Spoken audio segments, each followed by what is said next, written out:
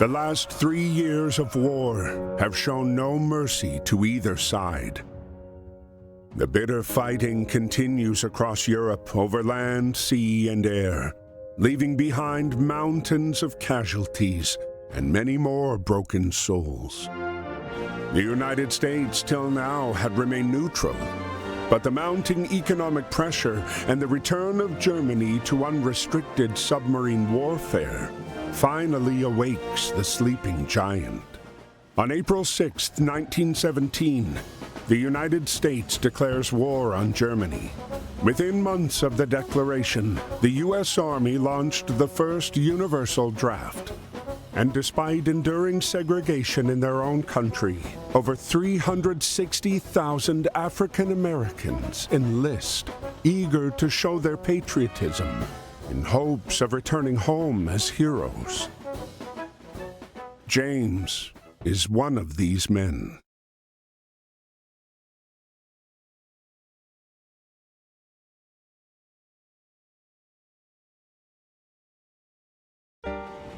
Dear Brother James, I hope this letter finds you well and that working at the docks is not too backbreaking. It's good to receive news from you and from home. Keeps my mind off of the war. We wallow in the trenches, in the mud among the rats and the dead bodies, afraid that if we stand tall, we might catch a bullet. But if you take anything from my letter, I want it to be this. Do whatever you can to stay away from this madness. You followed me everywhere when we were kids. But please, don't follow me here, James. There is nothing here but misery and death. Be safe and stay home. Freddie.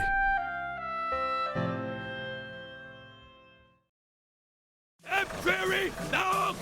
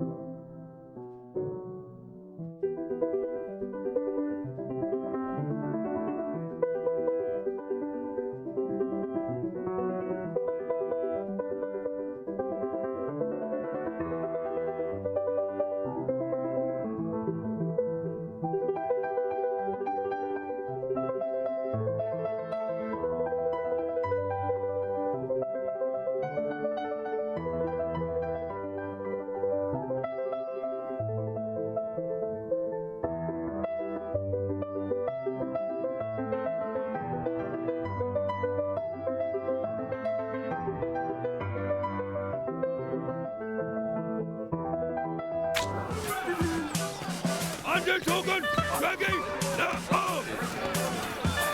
Very now!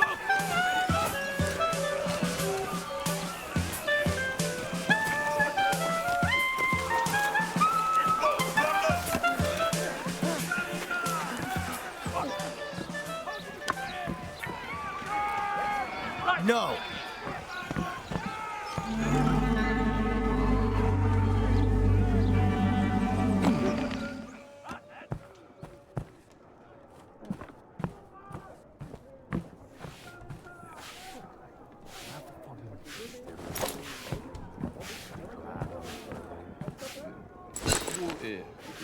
I ain't never happy with it.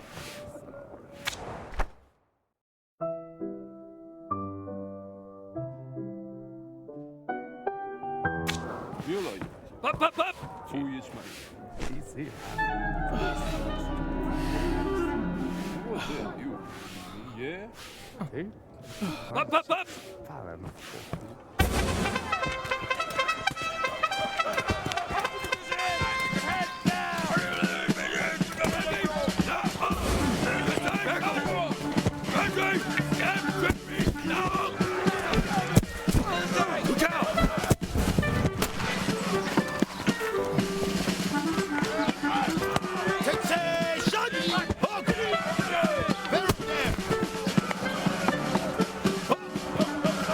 Vero there!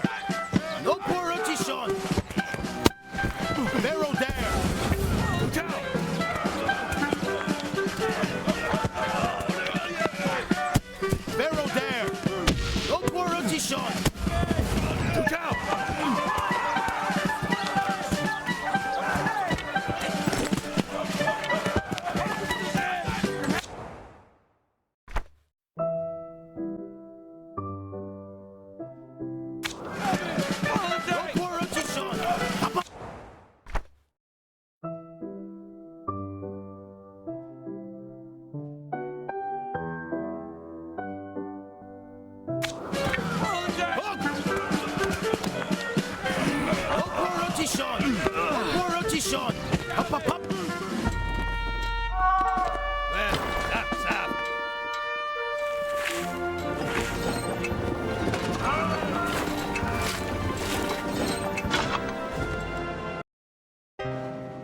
Dear Freddy, it's good to hear from you. Sorry to disappoint, but it looks like I'm following you around again. I've already enlisted with the 15th New York National Guard Regiment, or the old 15th, as they call us. We're done with our training and on our way to the front. We'll sail from New York to France. We're on our way to help you win the war. But don't you worry about me. I can take care of myself just fine. Your little brother, James.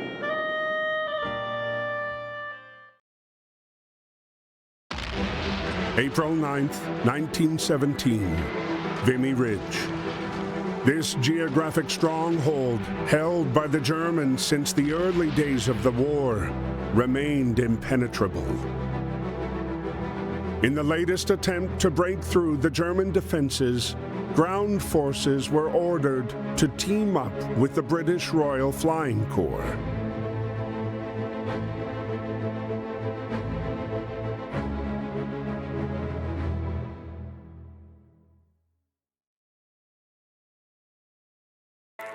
Before launching the attack, the soldiers were given a moment to write to their loved ones.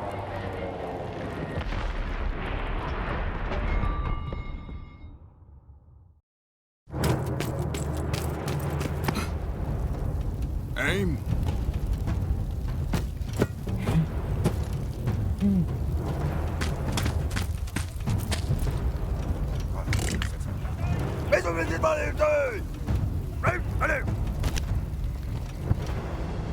Interrupted by George's unconventional landing, Freddy soon learned that his unit was going to take part in the operation and be paired up with the peculiar British pilot, now grounded and without a plane to fly. 10 hot! Oh! Ready?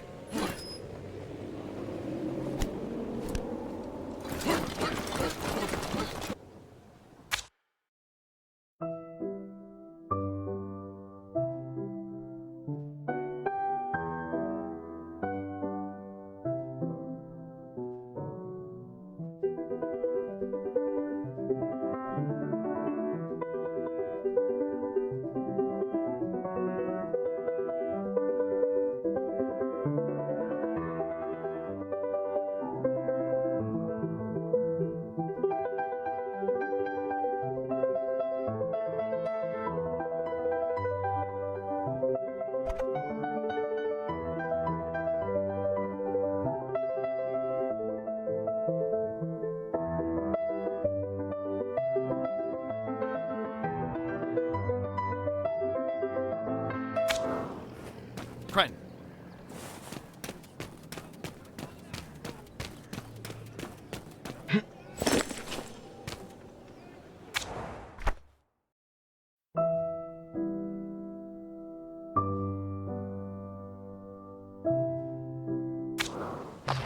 Archie!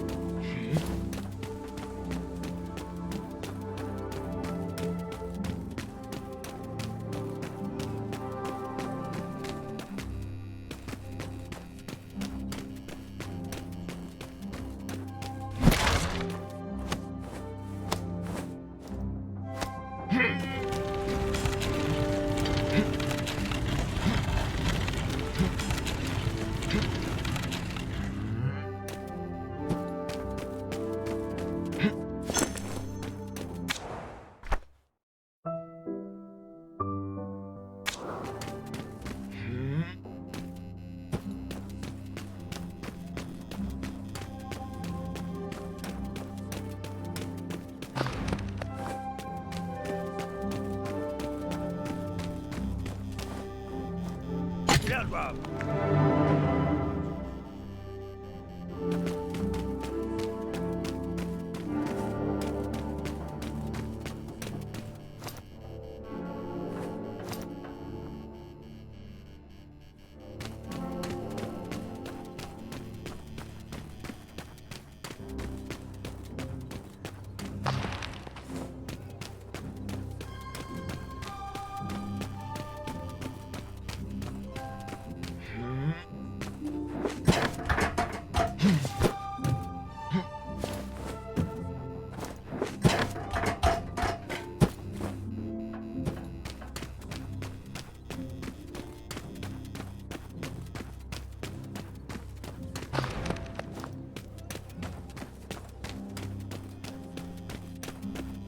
Get Rob.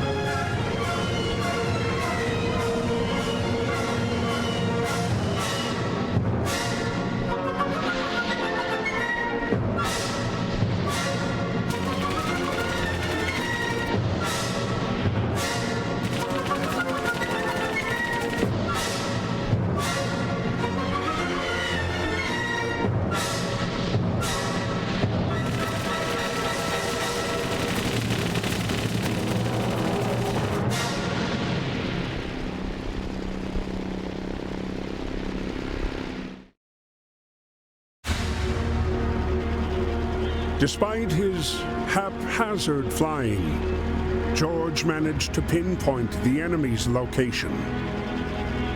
He relayed the information to Freddy, who then launched the strike on the enemy cannons.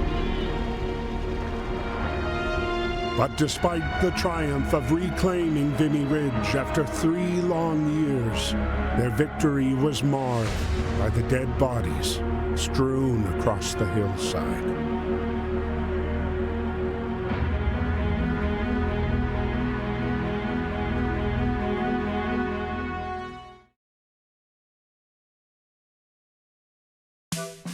While Europe was torn apart by war, the U.S. had begun a massive mobilization in what many believed could permanently change the tide of the war.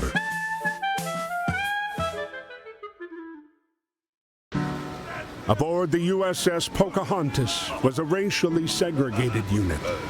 The Old 15th, made up almost entirely of African American soldiers. These men were sailing to Europe, ready to put their lives on the line to prove their love for a country that didn't always love them back. Dear Freddy, we're on our way to France. This is our first night at sea. But don't worry, me and the boys are ready. Speaking of the fellas, I lucked out and I'm getting on good with a fine bunch of them. There's Fidgety Lang Edwards, who never puts down his drumsticks. Jack Harris, our medic from Chicago. Joey Brass is from Harlem and plays a mean banjo. And Chef Caldwell is always cooking up stuff for us. We just have to make sure to get served before B.B. Johnson. Great guy, but he can really put it away. Well, I gotta go now. Practice is about to start and there's no jazz band without a clarinet. Stay safe. We'll see each other soon. Your brother, James.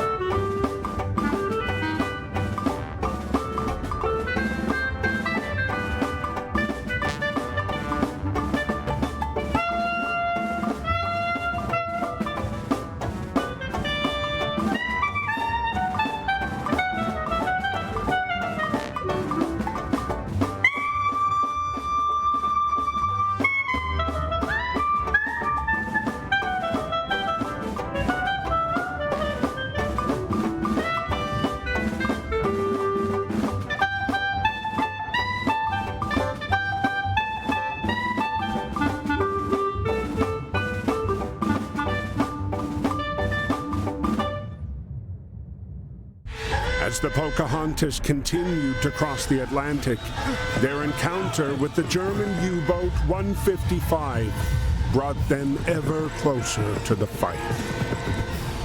Entering the battlegrounds of the war, their ship was spotted by Ernst.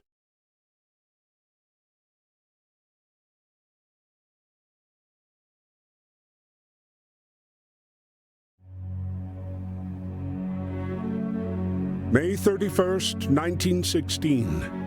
On land, the conflict was bogged down in trench warfare. Neither the Allies nor the Central Powers were able to make significant gains. At sea, Allied forces dominated Germany with a crippling blockade.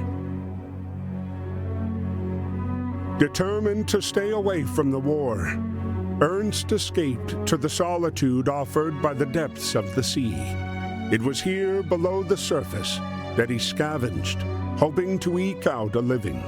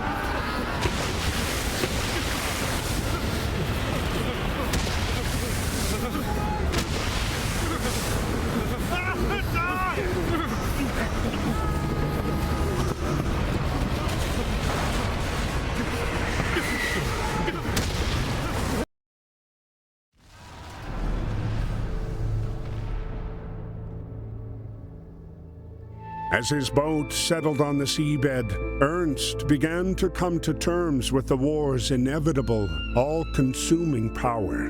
Defeated and alone, he could feel the Jutland waters' cold embrace tightening around him.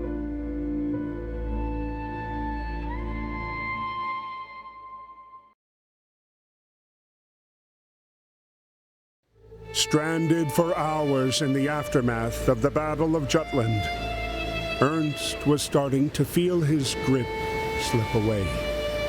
But when the merchant sailors aboard the submarine, the Germania, came to his aid, they not only saved Ernst's life, they also took him in as one of their own. In them, Ernst found kindred spirits and instantly felt right at home.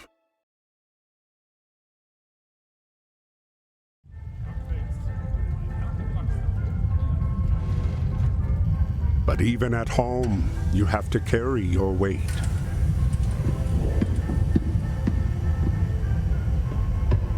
Schnaps und Wams?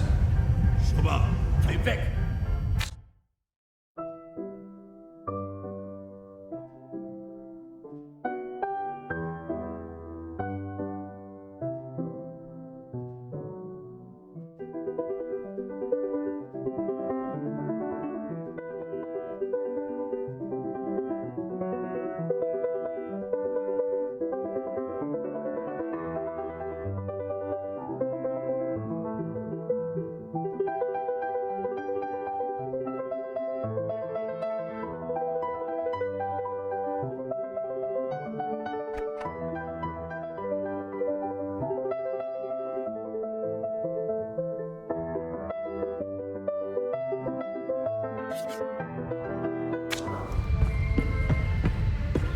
Klerke draußen.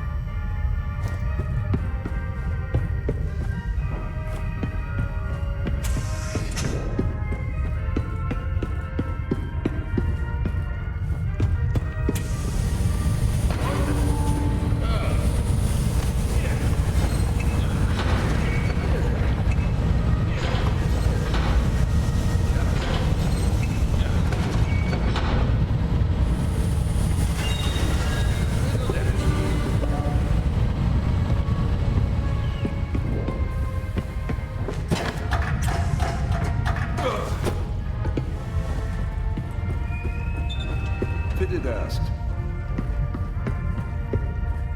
Fitted asked.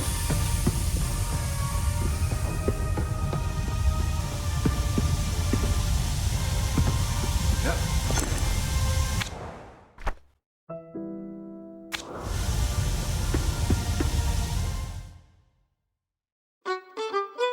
(1916).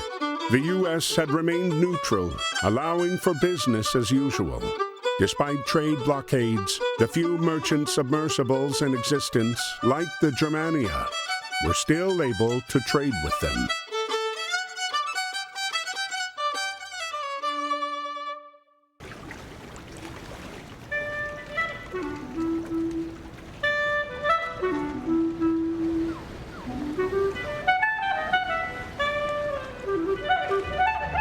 James, who was working the Baltimore docks at the time, was surprised to see the submarine pull into port. Weiter! Hey.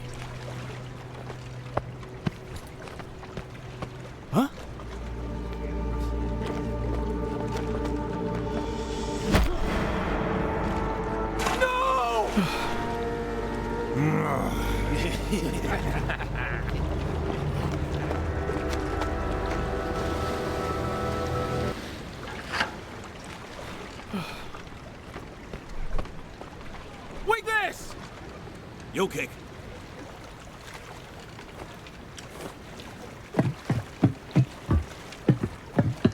Fitted asked.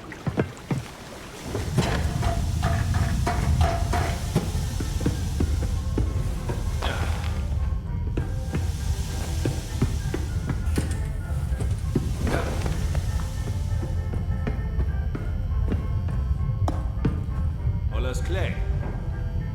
Het opper. Nuga.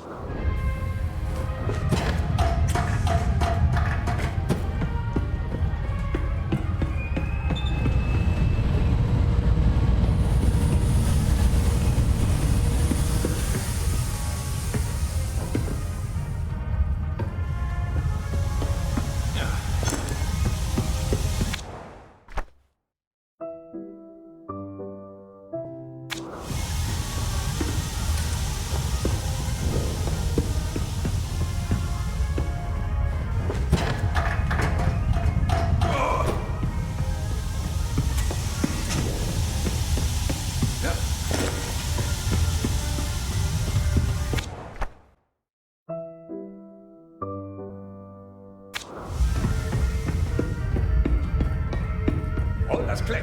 Zinga. Gerecht.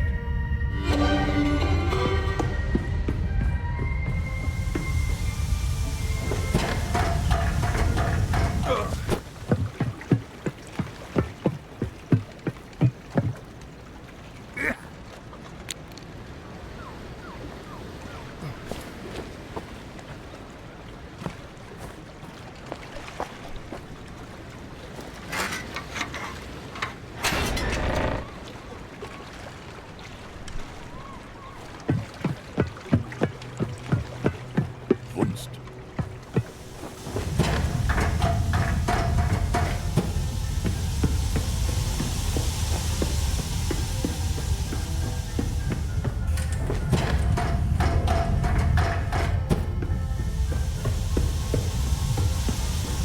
Jokek. Und. Neckendraxler.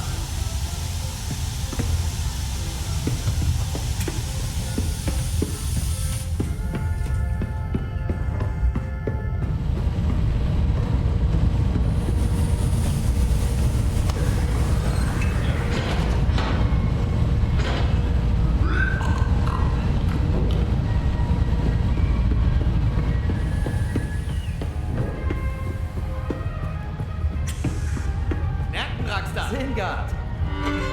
Neckendraxler.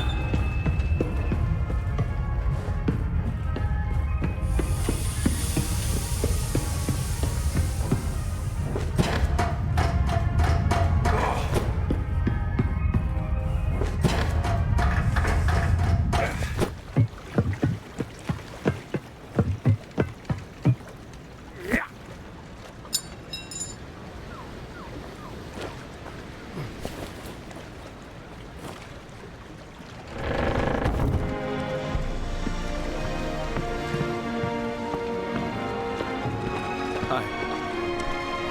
James. Here you go. Du got. Clarinet. Klarinette. Alles klar.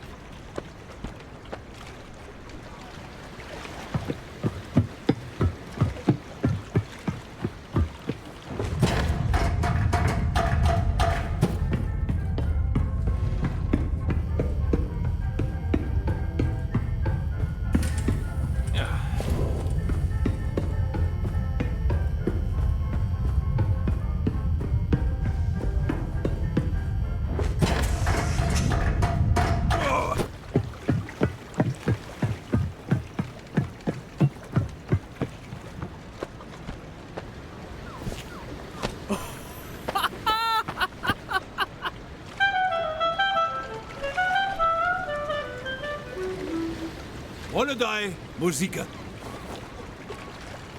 Yes.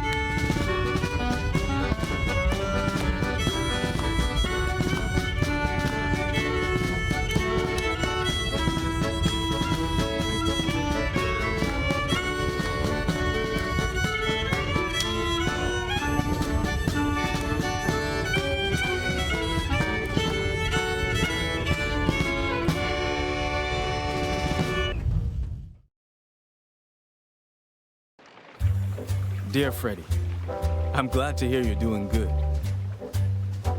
I hope you won't be upset with me, what with the war and all, but I recently met a German, and we really had a lot in common. It turns out Ernst is a damn good musician. I'm proud to say he's become a friend. We promised each other that when this war is over, me and Ernst will play together again. I intend to keep that promise. Your brother, James.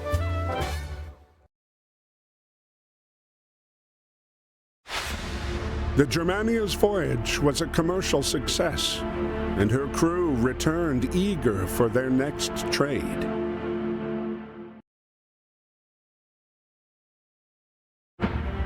But their triumphant return was interrupted by the German Imperial Navy. As the sole German national aboard, Ernst was conscripted to fight. The submarine, too.